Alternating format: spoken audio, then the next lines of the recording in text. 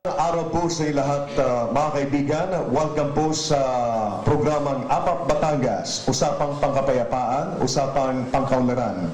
Ako po si Lieutenant Colonel Jerry Samudio at kasama ko po ang mga ipinagmamalaki at maginagalang na personalidad ng Rotary Club of Lipa South, ng Batangas Chamber of Commerce and Industry, ng Armed Forces of the Philippines at iba pang mga sektor ng ating komunidad na kasama po natin para pag-usapan po ang napakarami pong mahalagang mga isyu na maaari pong makatulong para po sa pagpapatag ng ating republika, ng ating pong bansang Pilipinas.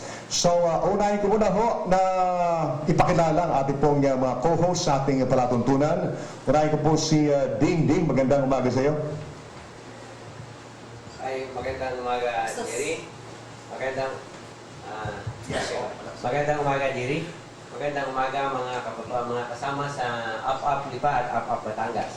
Ang kapayapaan ay daan para sa ating kaunlaran. At ang ating kaunlaran ay bunga ng ating pagsusumikap. Ito po ay ating laging pagtulong-tulungan. Magandang umaga, APAP Lipa, APAP Batangas. Okay, bago ko po ipakilala yung ating pong mga bisita ngayon, ay uunahin ko muna pong ipakilala yung ating mga co-host dito. Una po ang ating President po ng Batangas Chamber of Commerce and Industry, si President Ted Calao. Yan. Online. Yan. Okay. Magandang umaga po. APAP Batangas po, nandito na naman kami. Napakaganda po ang talakayan ngayong umaga. Huwag po kayong alis. And si Director Mar Amparo ng Rotary Club of Lipa South. Magandang umaga rin po, APAP Batangas. Binabati ko po kayo ng magandang umaga at sana ay makinabang kayo dito sa aming programa. Binabati ko rin po ang aking pamilya. Kapamuna po ni aking Mrs. Adelaide. Then President-elect Alvin Castillo. Magandang umaga, Batangas. Kayo po ay, kami po ay nagpapasalamat dahil sa pagtangkilik ninyo tuwing linggo. At sa pagkaalam ko ay palagi po itong nire-replay sa cable TV 4 na beses isang linggo. So, makinig po kayo, po kayong alis. Galing po sa military ang Deputy Commander po ng Civil Relations Service Armed Forces of the Philippines, si Colonel Jose. Isang mapayapang umaga sa ating po lahat, sa ating mga taga-subaybay. Muli po sa inyong sandatahang lakas ng Pilipinas, kami po'y bumabati ng isang magandang umaga. At narito rin po si Colonel Villarreal, si Major Lubaton Cesar, at saka si Meds Kahanding. Sir, your greetings. Magandang umaga po sa lahat ng bumubuo ng APAP Batangas, sa lahat ng mga nanonood at nakikinig. Sana po patuloy niyong subaybayan ang programang ito para sa kaunlaran ng ating probinsya. Okay, next si Meds Kahanding. Magandang umaga po sa inyong lahat. Salamat sa pagtangkilik ninyo sa APAP Batangas. Unang-una po kami nananawagan sa Department of Public Works and Highways.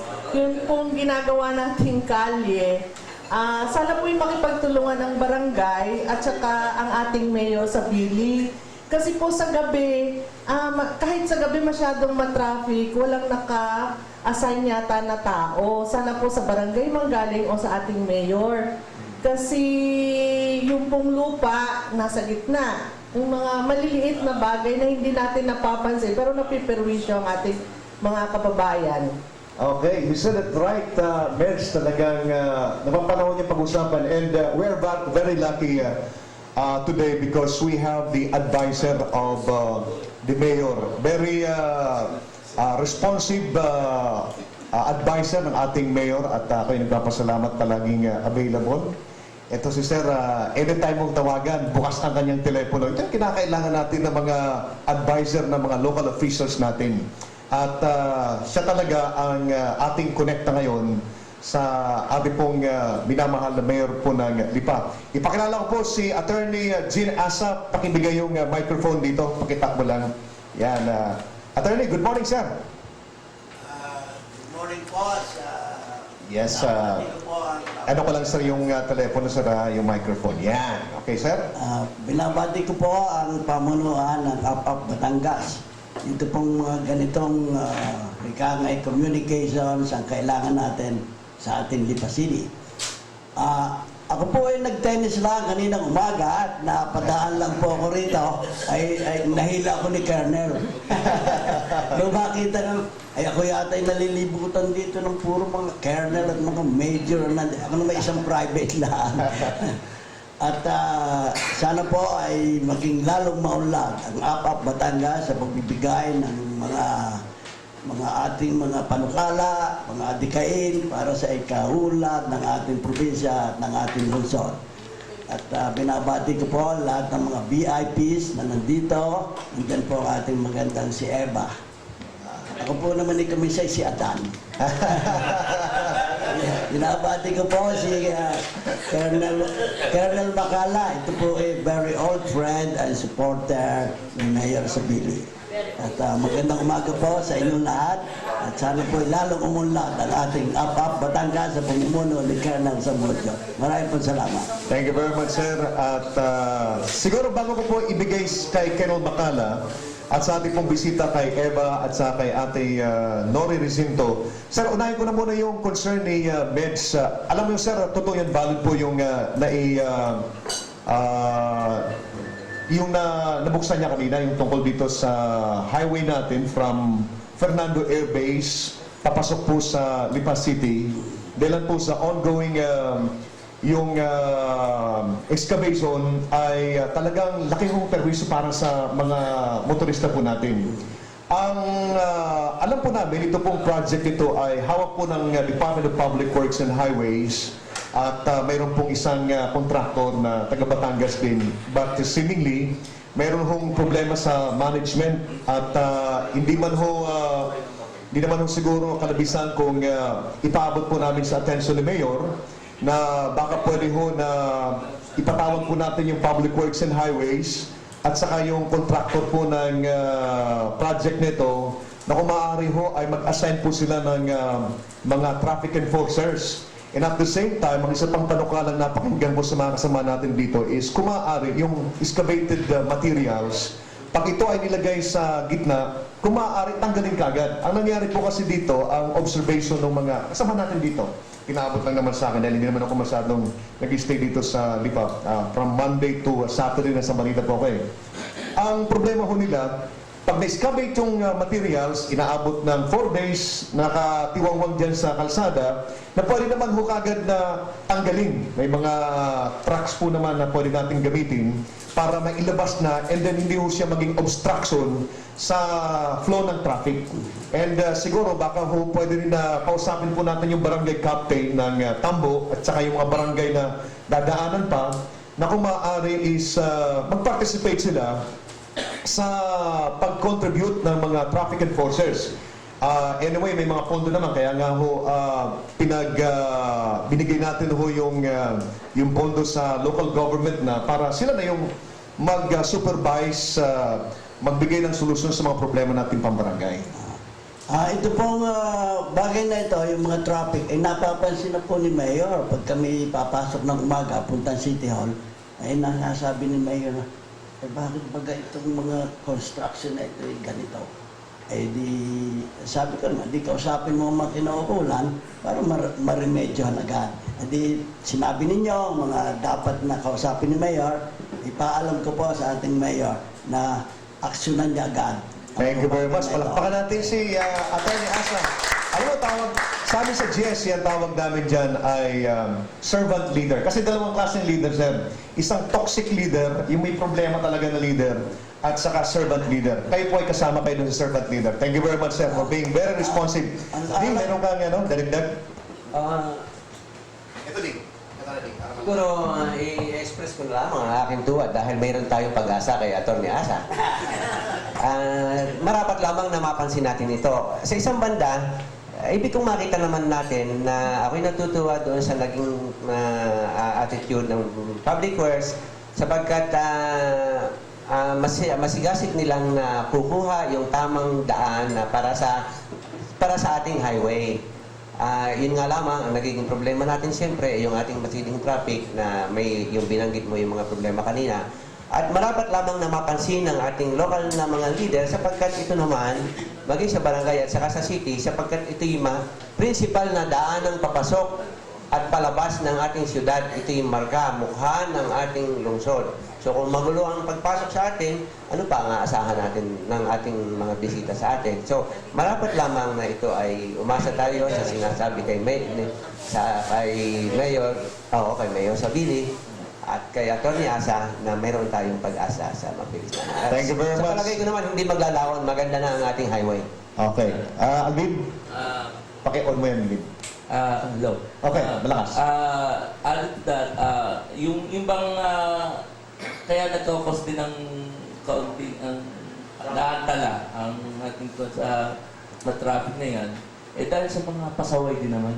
Napakarami natin ditong, kung napapansin ko, na nagka-counter ko pa rin, especially yung mga, alam mo, ayaw ko namang masabi, yung mga transport vehicle, kagaya ng mga pampasaherong sasakyan, sila ang kaunahang, alam mo, naghahanap buhay talaga sila. Hindi natin naalis na kailangan nilang manggigit sa kali. Kaso, sila ang nagkukos ng traffic dyan. Kasi palagi akong dumataan dyan eh. Okay naman yung, kasi kung susundin mo lang yung isang lane na papuntang Lipa at isang lane galing Lipa, mabilis din naman eh. Talaga tumatakbo. Ang problema, nagkakaroon nga, kina-counterflow. So, kahit na nakatambak yung mga lupa na in-excavate dito sa kanal, kasi naman yung isang sasakyan. So, kung walang magka-counterflow, dire-diretso rin.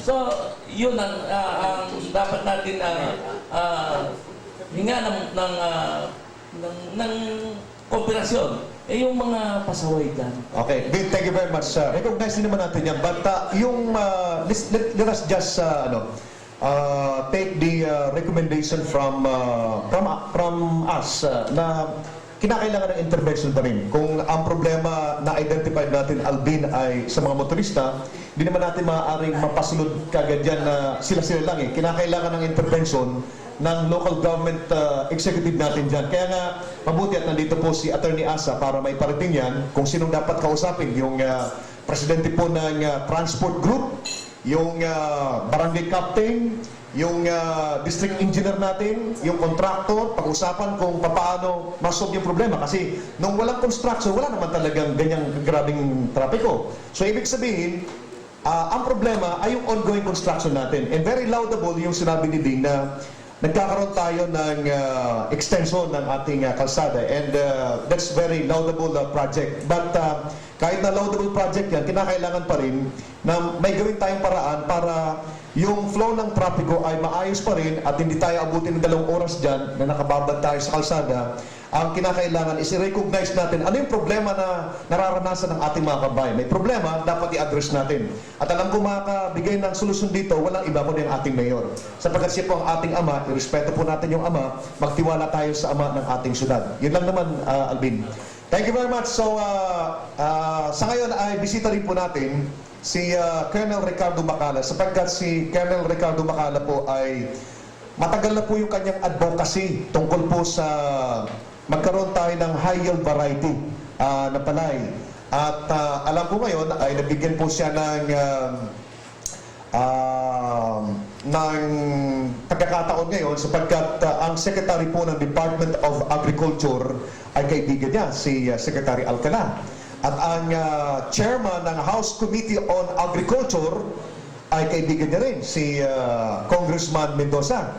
At ang nag-represent po ng sektor ng mga farmers ng agrikultura ay kaibigan, kasama niya po sa Rotary Club of Lipa South, si Nicky Briones, si Representative Nicky Briones.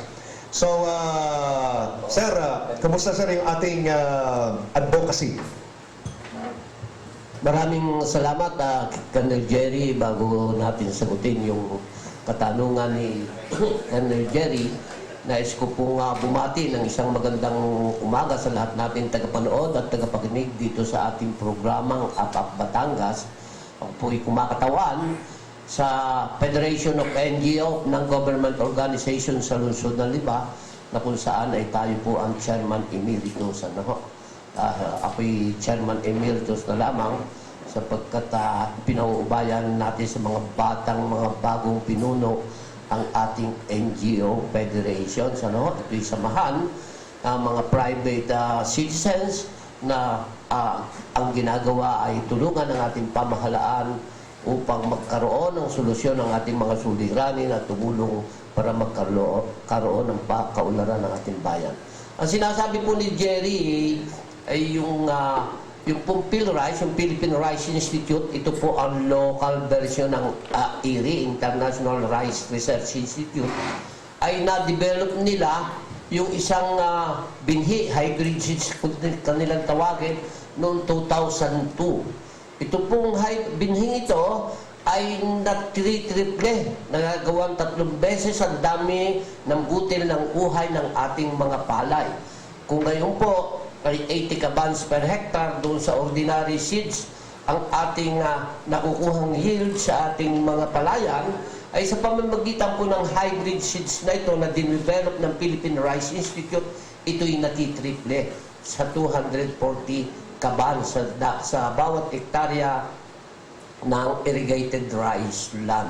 Nung ito po'y mag-develop ng PhilRice at malaman ko, ay napunta po sa aking isipan, bakit hindi gamitin ang libo-libong nakatiwangwang na matatabang lupa ng ating mga bilangguan, yung penal colonies po natin sa Iwahig, sa Abuyog Leyte, sa Davao, sa Panabud-Davao, sa San Ramon, sa Zamboanga, at dito po sa atin sa Sablayan, sa Occidental Mindoro, na siyang taniman ng binhi, na ang mga binhing ito, pagkakatanim ng mga preso, ang preso po ang gamitin nating mga magsasaka sapagkat 90% po ng ating mga bilanggo sa ating National Penitentiary ay galing sa rural area, sa mga kabukiran. Kaya sila po'y likas na mga magsasaka. Kung ito po ang gagawa, libre ang lupa, pamahalaan ang gagawa, sa pamamagitan ng pagsasama-sama ng PhilRice, Philippine Rice Institute, yung nakadevelop ng binhi, ng Department of Agriculture, ng UP School of Agriculture, ay magagawa natin na ang lahat ng binhing pangangailangan ng ating mga magsasaka sa tuwing anihan ay may ibibigay natin. Alam po ba ninyo na yung ating Iwahig Penal Colony, 28,000 hektarya ito, na ayon sa UP School of Agriculture, baka di-develop tayo ng 10 hanggang 12,000 hektarya ng tubigan na iyan iinhat upang maibigay ang binhing kinakailangan ng lahat ng mga palayan na tubigan sa ating bansa. Nandyan po din ang Sablayan, dito po sa Southern Luzon, sa Occidental Mindoro. 16,000 hektarya po yan. Ang Abra de Ilog ay sa gitna nito dumadaan. Baka develop lang tayo dyan ng 1 hanggang 2,000 hektarya.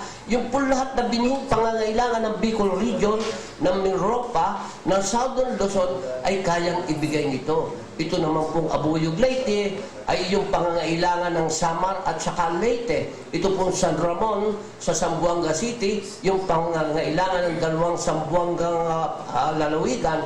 At itong Davao Penal Colony sa Panabud-Davao ay yung 2 Davao na probinsya. So napakaganda po ang programang ito. At ito rin ang magbabalik ng karangalan na nawala sa ating mga bilanggo, sapagkat ang isang dakilang gawain katulad ng pagtulong upang mabawasan ang suliranin sa pagkain at mabigyan natin ng lunas ang paraming ang mga Pilipinong tumutulog na walang laman ang tiyan sapagkat walang makain ay malulunasan. Alin pa ho ang dadakila na gawain sa isang lugar na kinatutukutang puntahan katulad ng mga bilangguan at sa mga taong ayaw nating makaniig, kinamumuhian natin sapagkat tinatawag nating mga kriminal. Kung sila po'y magagawa natin nakatulong sa pagbibigay ng solusyon sa suliranin, sa gutom at sa ating mga problema sa pagkain, ay di yung magkakaroon po, magbabalik ang kanilang karangalan bilang tao. The dignity and honor of these people, of these prisoners which were lost when they were incarcerated, will return to them. Ito pong programa ito, Jerry, maituloy ko, ay aking natalakay na sa aking kaibigan, kay Secretary Prosi Alcala at kay Senator Recto. At talagang naman very ideal. Meron po tayong ginawang study noong ako'y director ng Bureau of Corrections noong 2002 to 2003. At ito nga po, meron tayong ginawang 50 experimental hectares na ininyayahan natin ang Department of Agriculture, ang PhilRice, ang UP School of Agriculture, at ang City of Puerto Princesa upang tingnan kung paano ang mga pamamaraan na gagawin para maibigay ito. Alam po ba ninyo na itong hybrid seeds na ito, ang cost ngayon doon sa na ang nagsusupply ay yung SL Agritech, isang Chinese corporation na umaangkat pa sa Vietnam at sa China ng hybrid seeds na ito ay 4,000. Ang binabayaran ng farmers ay 2,500 at ang subsidy ng national government ng Department of Agriculture ay 1,500. Ay kung ito po'y maibibigay nating libre as subsidy to the farmers, itong hybrid seeds na ito, ay di may encourage silang magtanim sapagkat ito'y magiging productive, profitable, walang cost ang hybrid seeds, at tuwing taniman ay may pag na-supply natin ito, ay siguradong may encourage ang lahat ng farmers na magpatuloy na magpalayan. Sir, wala kaming question na po doon sa talagang magiging very positive na epekto nitong ating project. But kumusta po yung pakipag-usap niyo po kay Secretary Alcala at dito po kay sa Chairman ng House Committee on Agriculture kay Congressman Mendoza, and I'm sure kausap niyo rin po si Representative Nikki, and very supportive din siya. Ano pong status ngayon nito? Mayroon po bang pag-asa na ito po ay lumipad? Or ano ang development po nito ngayon? Maganda po naman ang development sapagkat 3 Sundays ago nga po ay magkausap kami ni Secretary Alcala, yung ating Secretary ng Department of Agriculture, at inadapt niya. Sa katunayan po ay in-acknowledge niya sa pamamagitan ng isang sulat yung ating project na ito. At ito rin po ay aking inulit kay Senator Ralph Recto, at sabi niya, this is an ideal project, kung kaya ito po ay mayroong pagkakataon na may i-implement kayo. Hindi pa po ako nagkakaroon ng kaugnayan kay Congressman Dong Mendoza, subalit akin pong ginagawa ng paraan na ito'y makarating din sa kanya. Yung pong mga congressman natin sa Leyte, si Congressman Roger Mercado ay nakausap ko na rin, si Congressman Rosendo Labad-Labad ng Zamboanga ay nakausap na rin natin, at sa lahat sila ay naniniwalang napakaganda ang programang ito. Libre ang lupa, naroon ang mga farmers na kahit 3 shifting ng mga magsasaka ang ating gawin sa loob na isang araw, at bibigyan po ang ating pong idea, ang ating proposal, ay bigyan natin ng kita itong gagawin natin mga farmers na prisoners para ito ay maipadala nila sa kanilang pamilya. Alam po ninyo, kaya itong idea ko ay ako'y naging provincial warden din ng Batangas Provincial Jail. At nung po ako'y chief of police ng Batangas City, at the same time provincial warden, nung pong i-repair yung provincial jail, ay ako'y dinadalhan na magre-repair ng mga karpentero. Hindi ako pumayag. Ang ginawa ko ay mga bilanggo ang pinagawa ko at siyang sinusulduhan. Alam po ninyo, dumami ang nadalaw ng mga anak at ang mga asawa. Laging linggo-linggo'y naroon sapagkat nagsusulit yung preso nung kinita niya sa kanyang pagtatrabaho. Kaya noon, kung ginawa ni Governor Vicente Mayo, pati yung culvert at hollow block na kinakailangan ng probinsya, ay sa mga bilanggo na rin ipinagawa. Alam po naman natin na ay yung pinakamahalagang katangiang ibinigay sa atin ng Panginoong Diyos, yung karangalan bilang tao na mayroong tatlong uri ng buhay, physical, intellectual at spiritual life, ay nawawala yan kapag hindi na natin nagagamit. When a man become useless and cannot use the special gift given to him by God, ay he ceases to be a human being. O kaya this will be the most ideal rehabilitation program for the prisoners because it will return his dignity and honor as a human being at ito'y makatutulong upang hindi siya maging burden sa kanyang pamilya, kundi siya ay makatulong upang mabigyan pa ng kita ang kanyang pamilya na sa ikabubuhay nila. Magandang umaga ho. Pinasalamatan ko si Kakandeng sa pagiging matalino sa pagbigay ng salaysay. Siya po ay isang Rotarian, Lipa South po. Ang akin po katanungan ng Kakandeng ay baka pwede po natin pag-aralan ulit mabuti ang inyong minumungkahing pananim. Kasi nasa mga 30 to 40% po ng ating lupa ay hindi irrigated. Baka pwedeng pag-aralan din po na may tanim ito yung panahon, pang-tag-ulan. Ay, salamat Amar, Rotarian Mar. Alam po ninyo, ay ang sabi nga namin ni Secretary Prosi Alcala ay yung upland seeds na binhi ay i-develop din sapagkat si Secretary Alcala po ay isang farmers at kita niya ang potential ng ating mga penal colonies. Sapagkat yung iwahig lang po ay kaya ngang isupply ang pangangailangang hybrid seeds sa mga irrigated rice land sa buong Pilipinas. So yung iba pong mga penal colonies natin, yung mga certified seeds, mga binhi sa vegetables, iba't ibang uri ng halaman ay maaaring ma-develop natin diyan. Ito pong idea ito ay nasa utak ko sapagkat alam po naman ninyo, ang Bureau of Plant Industry ang nag-develop noong seeds na singkong at lado na naging dahilan upang maging matagumpay ang citrus industry dito sa lalawigan ng Batangas. Kung ang gobyerno po ang magpo-provide ng mga kinakailangang pananim, binhing magagandang pananim ng ating mga magsasaka, ay di gaganda po ang ating mga halamanan at ito'y magiging dahilan upang lahat ay magkaroon ng pagkakataong makakain ng mga halamang masasarap, bunga ng mga halamang masasarap sa murang halaga. Salamat po. Thank you very much. Mga kaibigan, mayroon din po tayong dalawang bisita rito but sila po ay papakilala ng ating co-host dito, si Vice President Ding Andalding. Pakilala mo yung dalawa nating kasama. Bago ko ipakilala ang dalawang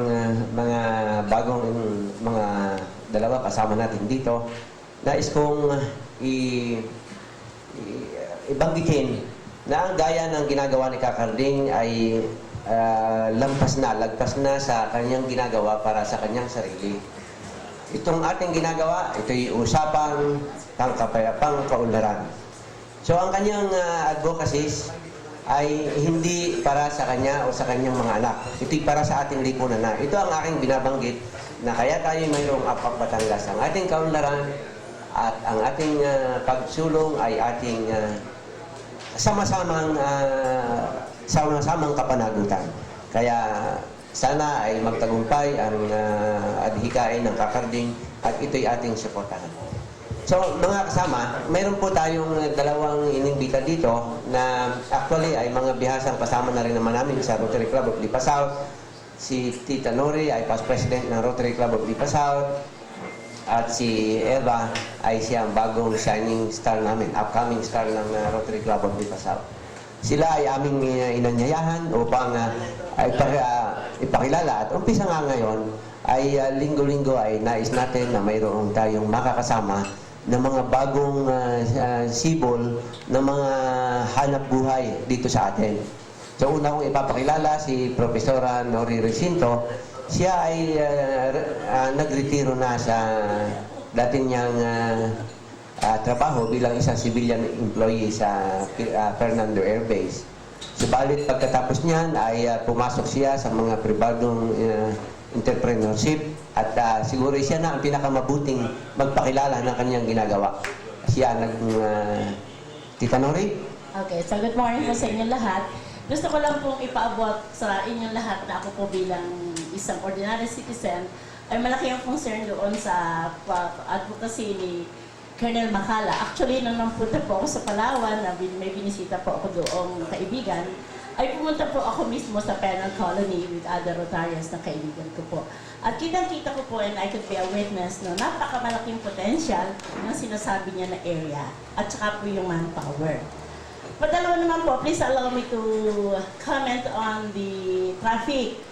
Actually, yung traffic, pag yung traffic po nasasuffer namin ng mga dumadaan, since taga-Tambu kami, airbase ang aming pinupuntahan, nalilipuntahan, ang matindi po doon yung impact o result ng traffic.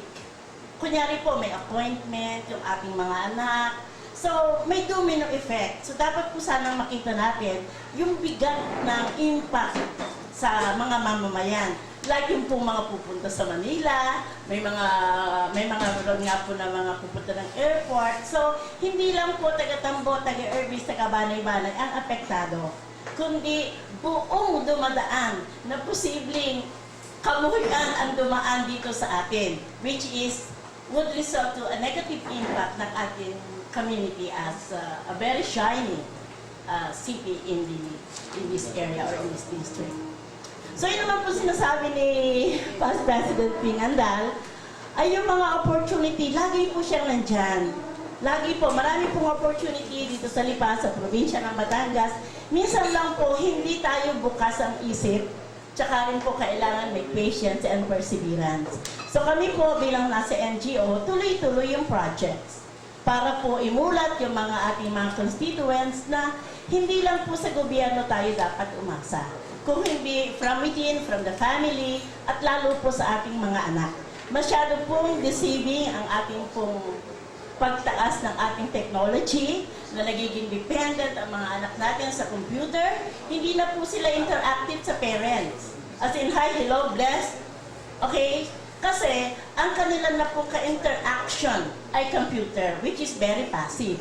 So ako po bilang nasa academe, ang nakikita ko po kakulangan ng mga bata kaya hindi ma-employ despite the skill ay yung communication skill. Ito po data bilang ako ay private individual na let's say 300 ang mag-e-exam sa call center. Kalahati papasa sa computer base. Pero when it comes to oral interview, wala pong 10% ang pumapasa because they fail in the communication field.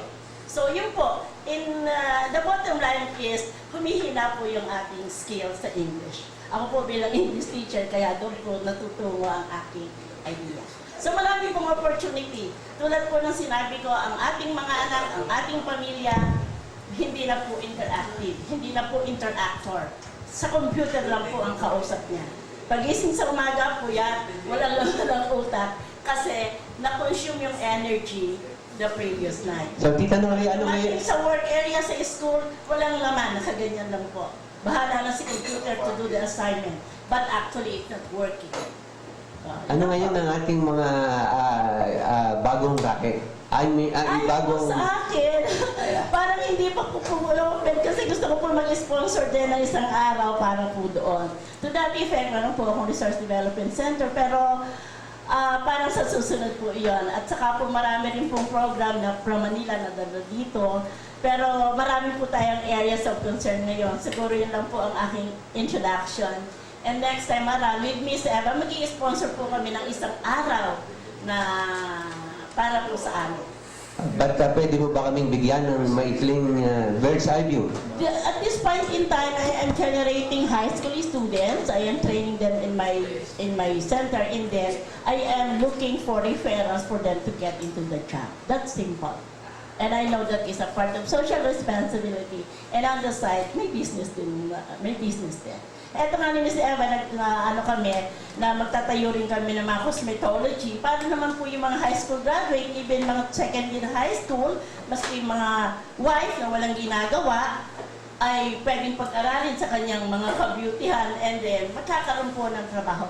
Ang amin pong iniisip, although ako po ay nasa masteral program, ay magba-back to basic muna po ako kasi mas marami ang tao sa ilalim. Yung pong executive level, made na po yun. So, ang kailangan po natin iangat ng konti yung base natin, yung master's. Good morning po, at baka po ako susunod po, magdadamihan po natin ang mga information pa. Good morning. Salamat, Tita Nori. So, ang sinasabi niya, sapagkat tayo ngayon ay isang emerging cosmopolitan city. So, medyo nagiging komplikado ang pamumuhay sa atin, mulad ang ating siyudad, at may mga bagong mga pagkakataon na lumilitaw. Ang sinasabi ni Tita Nori, ang kanyang natanaw, ay katulad niyan, mayroon siyang masteral program na kaugnay ang Philippine Christian University at nag-o-offer sila ng mga masteral program sa mga iba-ibang agencies. Katulad ng ating Lipa City Police, ng Philippine Air Force, ng iba-ibang offices dito sa atin. Private and public government. Gayon din ay ang sinasabi niya sa ngayon, ang ginagawa naman nila ay communication skill training sa ating mga, especially sa mga high school graduate students. Sapagkat doon ang nakita nilang bagong oportunidad at saka kung saan may panibagong pagkakataon na makakapagsilbi. Siya din ay galing, gaya ni Kakarding, ay galing na sa retirado na sa dati nilang principal na hanap buhay. At ngayon, ang kanilang mga sideline ay nagiging main activity sapagkat may mga bagong pagkakataon tayo.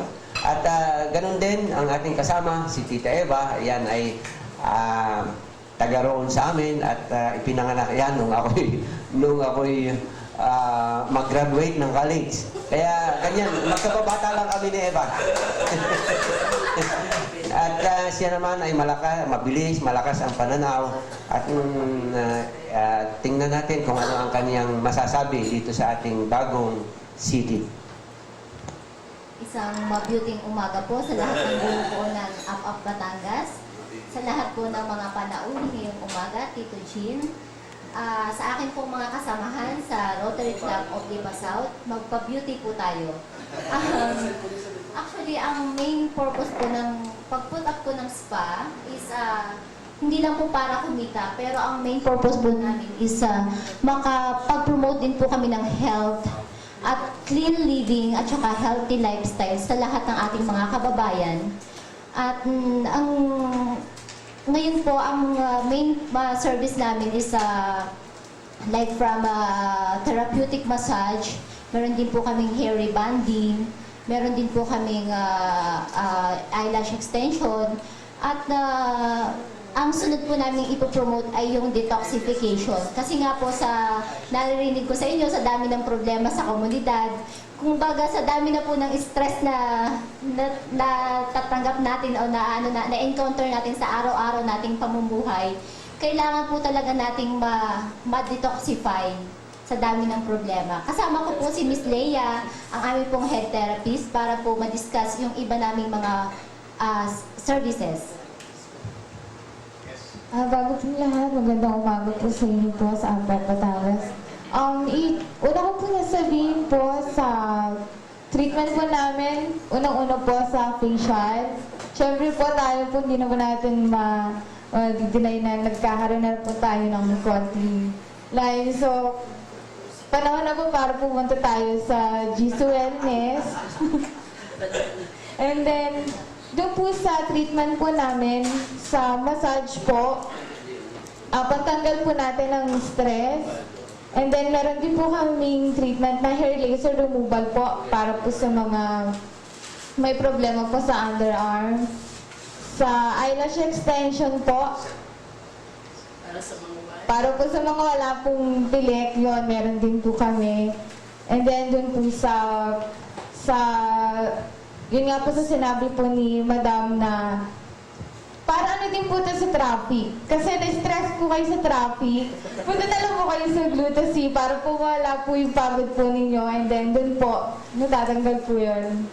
Si Atty. Asa, meron sasabihin. Ako po ay isang testigo sa health spa ni Eva. Dahil kung ako po ay maimbita sa health spa ni Eva, ay talagang lumakas yung aking karawan. Ako'y nagtita. Noon ako'y pagkagali sa kanyang health spa, di pag ako'y nagtitennis 2 oras lang. Ngayon ay 3 oras na. At kaya lang po, noong primerong first time lang ako nakapunta sa health spa, hindi po ako pinabayad. Kaya sa susunod po, magbabayad na ako. Baka magkaroon ng perception yung mga nakikinig na kaya maganda yung sinabi nyo kasi hindi ko ay nagbayad. Anyway, so maraming salamat and very laudable po yung mga informasyon na pinuprovide natin sa general public and hope na we'll have more of this in the future. At palagi lang kayong dapat nandiyan at kasama po na yung programang APAP Batangas. Importante ho na itong ganitong klaseng mga tumutubo, umuusbong na mga negosyo sa ating syudad ay nabibigyan ho ng pansin para magbigay ng inspirasyon sa mga nanonood natin at saka sa mga nakikinig nating mga kabayan. So thank you very much, Eva and Ma'am, sa inyo pong attendance ngayon. Now we'll go to to the Armed Forces of the Philippines naman sapagkat nandito po ang ating Deputy Commander po ng Civil Relations Service, si Colonel Hong Orlando. Sir, anong mga latest natin ngayon? Yung kasi kayo po ay palagi kayong nag-a-attend po ng mga coordination, interagency coordination, kayo po nag-represent ng AFP sa mga coordination sa ibang agency po ng ating pamahalaan. Ano po ang mga latest po natin ngayon, sir? Salamat, Jerry. Bagong lahat, binabati ko ang bumubuo ng APAP Batangas, usapang pangkapayapaan, usapang pangkaunlaran. Una-una ako'y natutuwa sapagkat yung ating programa, munting programa nito ay mukhang dumadami ang mga nanonood at ang mga sumasama. Dito ko nakikita na ang bayan ng Lipa ay mukhang napaka-progresibo at ang mga mamamayan natin ito ay nagkaroon ng venue para pag-usapan ang mga kaunlaran at ang kapayapaang issues. Sana po yung ibang bayan dito sa Batangas o Southern Tagalog ay gayahin ating sinimulan dito na napaka-vibrant, no, ng ating ugnayan sa lahat ng sektor ng bayan ng Lipa. Sa Armed Forces po, may mga bago ngayon na mga nangyayari. Una po ay amin pong pinapatupad yung amin pong Human Rights Campaign. Last week po, nag-launch kami ng libro. Maliit lang ito na handbook upang dito nakasaad yung mga alituntunin na dapat gampanan ng bawat isang sundalo, no, sa pagsunod sa kanyang tungkulin na nandito po ay nakapaloob ang human rights, mga prinsipyo, konsepto ng human rights, kung paano ito i-apply, ipapatupad sa aming mga tungkulin. At ang isa pa pong aming pinagtutuunan ng pansin ngayon ay ang palaganapin ang ating pakipag-ugnayan sa mga lokal na pamahalaan. Na aming apela po sa ating mga kapatid na naliligaw na landas ay makisumama na kayo at sa bagong pamunuan ng ating bansa sa isa pong matuwid na daan. Pagkat ngayon nabigyan tayo ng pagkakataon, bago na yung gobyerno natin, may bagong pag-asa na ang ating kaunlaran ay nakasalalay sa ating mga kamay, bigyan natin ng daan yung ating pangkapayapaang issue na isalong na yung ating mga armas. Ano po? Ito po ay aming request, kahilingan at amin pong adhikain na bago sa ating sandatahang lakas ng Pilipinas. Kung may mga issues po sa pangkapayapaan, hinihiling ko sa ating mga kasamahan dito at sa mga taga-subaybay, nanonood, na ilapit po ninyo, idulog ninyo sa pinakamalapit na Armed Forces units, maging Air Force, Navy o Army yan, pare-pareho kami ng hadikain. At ang ating mga kapatid na naniligaw ng landas ay amin pong tutulungan upang makabalik sa mainstream ng society upang sila ay maging produktibong miyembro ng ating sosyedad. Maraming salamat po sa pagkakataong ito at aming panawagan sa ating armed forces. Mapayapang umaga sa ating APAP Batangas. Maraming salamat po. Meron lang po akong sasabihin na sa Amerika po, balitang-balita po ang Lipa City. Hindi marami po kong kaibigan doon. Ang sabi Lipa City, the city where the Katigbats speak only to the Kalaws and the Kalaws speak only to God. Salamat po, Attorney. Sa marahil makakatulong ang ating ginagawang ito para malaman natin na Lipa City is the city where the people show that we can progress through collective efforts. Ng mga tao ay iniisip ang kanyang kapananagutan sa pananatili ng kapayapaan at saka sa pagsulong ng ating bayan. Ito ay may natural na gift ang ating city at ang unang-una ay ang kanyang mga tao, ang mga tao na naririto.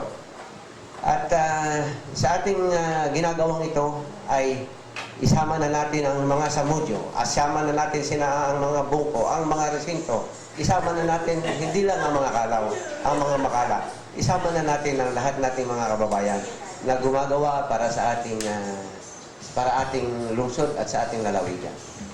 At yung sinabi po ni Past President Ding ng Rotary Club of Lipa South, nais ko pong ihabilin yung laging sinasabi ko, buklod bisig ang mamamayan at ang pamahalaan sa pagbabanhay at pagtatayo ng isang makatarungan, mapayapa at maunlad na pamayanan. Thank you very much, sir. Hingi po tayo ng update. Kanina galing po tayo sa Campo Aguinaldo. Alam naman ho natin na mayroon po tayo ditong 40th Combat Group headed by our regular co-host na si Colonel Arnel Villarreal. Sir, pwede makahingi ho ng konting report galing po sa area ninyo?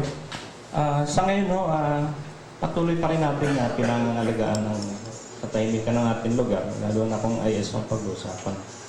Wala naman tayong nakikitang bagay na magiging mapanganib para sa ating mga kababayan sa ngayon. So ngayon, patuloy ang ginagawa natin pagtulong sa ating mga kababayan.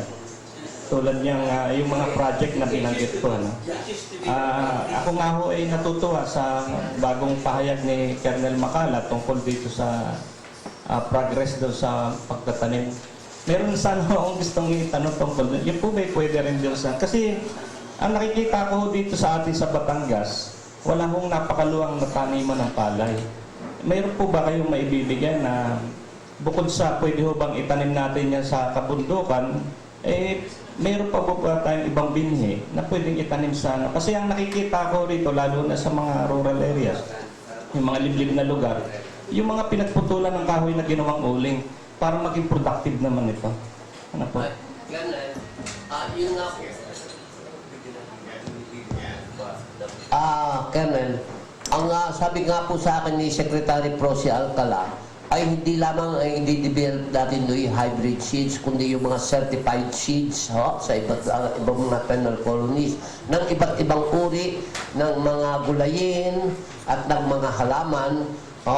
At itong mga certified seeds na ito, hindi ipamamahagi rin, hindi lamang sa mga farmer, sa lahat ng mga tao sa mga bukid, para yung backyard gardening ay ito ang kanilang mga itanim at nang sa gayon talagang maging kapakay-pakinabang. Alam po ninyo, dito ngayon sa Sariaya, in-encourage niya dito sa Quezon yung pagtatanim ng mga gulayin at naglagay dito ng trading center si Secretary Alcala nung siya congressman pa at ito ang namimili para wala ng middleman at nasa gayon talagang kumita ang mga farmers. At ito ang nag-encourage sa mga farmers upang sila ay magtanim.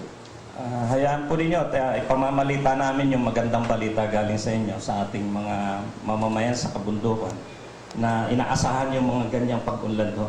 Kasi after ho tayo sa kanila, kasi nakita nga ho natin, pinagbabawal na yung pag-uuling, ang naiwan doon ay yung kabundukan na pinagputulan ng ano.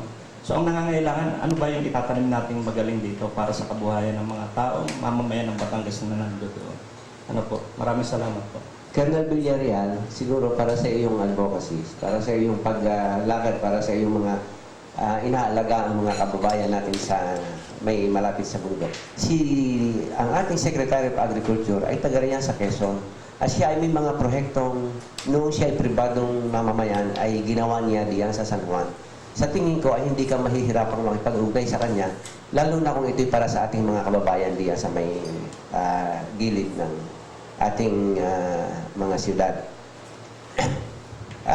Ibig ko sanang itanong kay Colonel Bungko at saka kay Colonel Villarreal. Malapit na nung araw ay tayo ay nung medyo malakas-lakas pa tayo makipag-ugnay sa mga kabataan.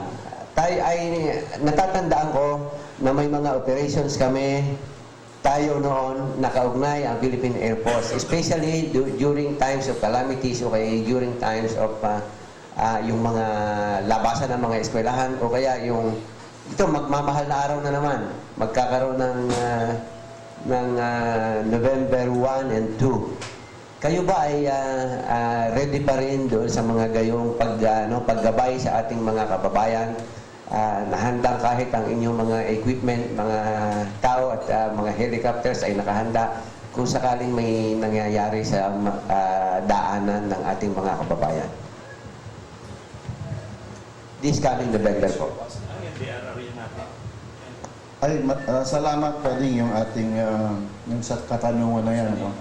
Yan po isa sa mga binibigyan natin ng pansin ngayon, especially sa unit ko po, sa Civil Relations Service ng Armed Forces. Ngayon po ay meron tayong nakalaang plano. Kasi po, kung sa ating po mga weather forecast, mga nangyayari po ngayon, napaka-unusual po ng pagbuhos ng ulan, kung saan yung mga lugar sa buong mundo na mainit, kate, tapos tag-ulan, tag-yelo.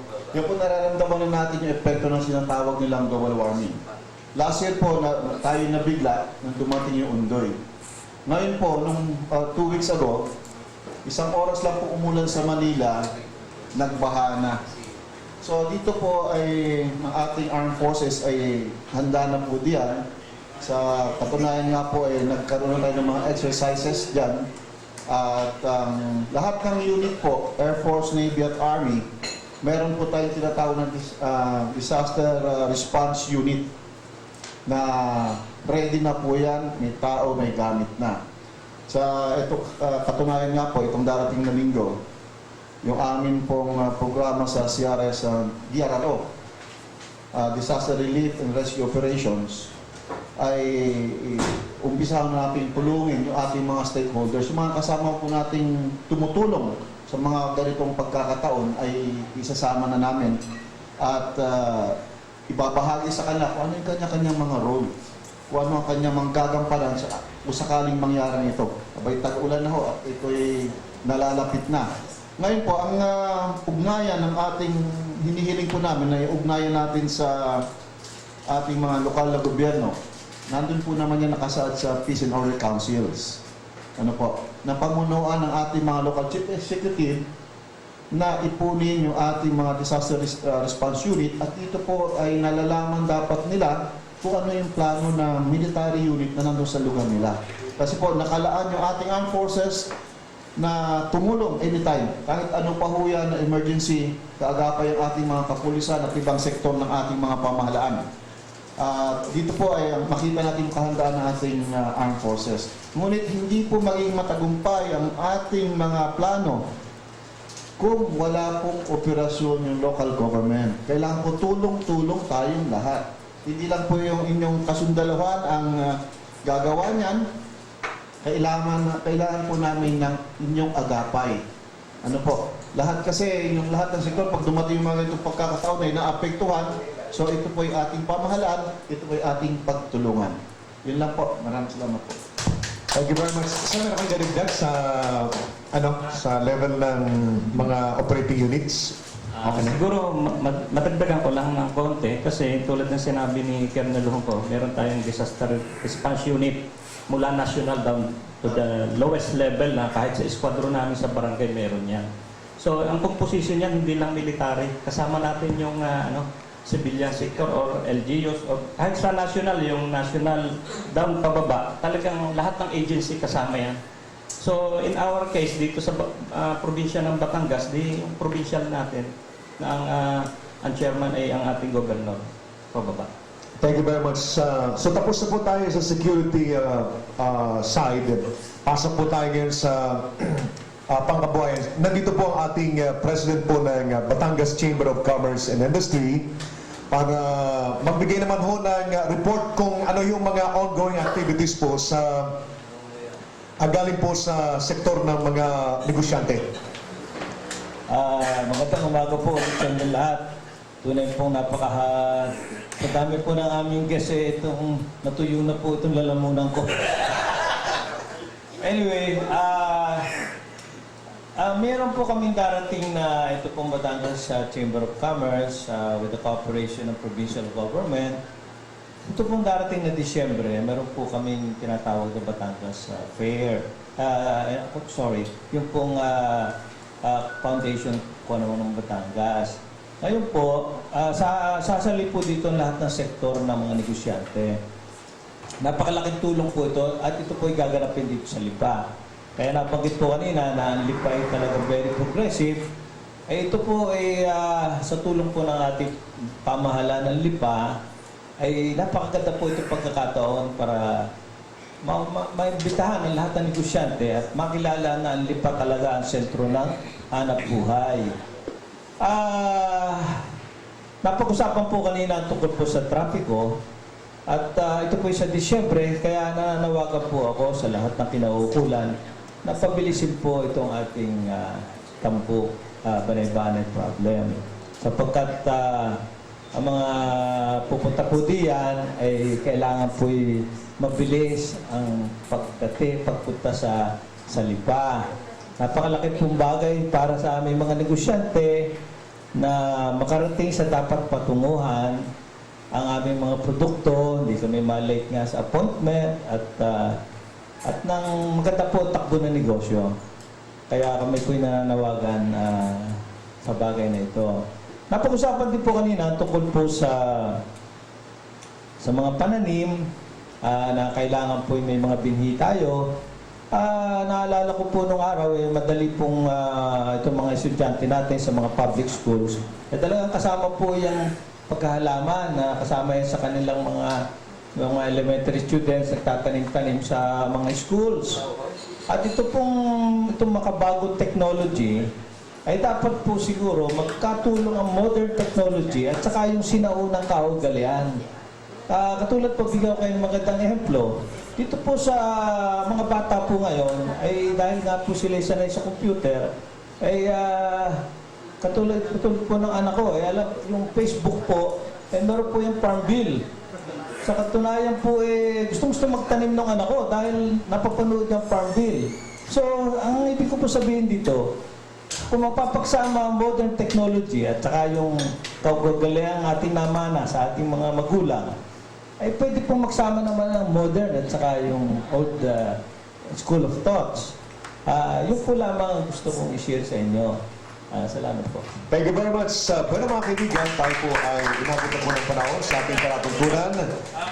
Tayo po ay magpapaalam na, pero bago po tayo magpaalam, ay ibibigay ko muna po yung microphone kay Meds Kahanding para po sa ilang mga personalidad na dapat po nating pasalamatan sa ating pong palatuntunan. Meds?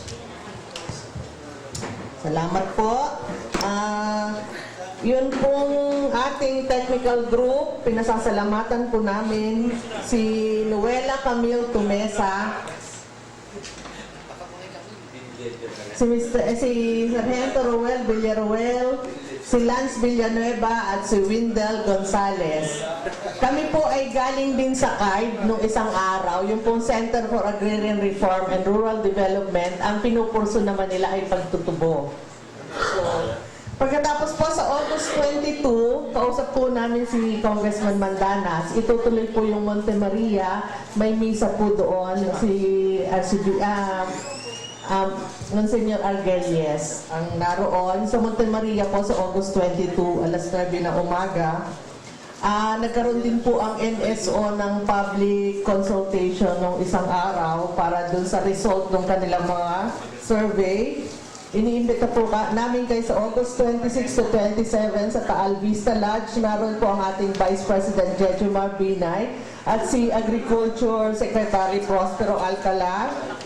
Marami pong nag-iimbita sa seminar, events at kung ano-ano pa. Ipinapublish po namin sa multiply.com. Hanapin po niyo ang Batangas Chamber. Ang pinapublish lang po namin ay yung sa miyembro, yung pong naghahanap buhay. Pasensya na po kayo. Opo, yung highly subsidized ng government na hindi masyadong magbabayad ang ating mga kababayan. Maraming salamat po. Tuloy-tuloy po natin tangilikin ng Up Batangas. Thank you very much, Benj. So, mga kaibigan, wala po na po tayong panahon para ang ating pong mga kasamahan ay magpaalam po individually. Kaya acknowledge ko lang po ang ating grupo galing po sa Rotary Club of Lipa South, sa Batangas Chamber of Commerce and Industry, galing po sa Armed Forces of the Philippines, at ang presence din po ni Attorney Gene Asa, representative po ni Mayor Sabili at ni si Colonel Ricardo Macala. Ang ating pong guest ngayong umaga, sila Eva and Ate Nori. Maraming salamat sa inyong pagsubaybay. Hanggang sa susunod pong Sunday, baka tayo po ay makapag-live now sa 99.9 DWGB FM at sa Cable TV Channel 6, 8 to 9 po every Sunday at 12 to 1 po sa DWDD Armed Forces Radio. Maraming salamat po sa inyong pagsubaybay.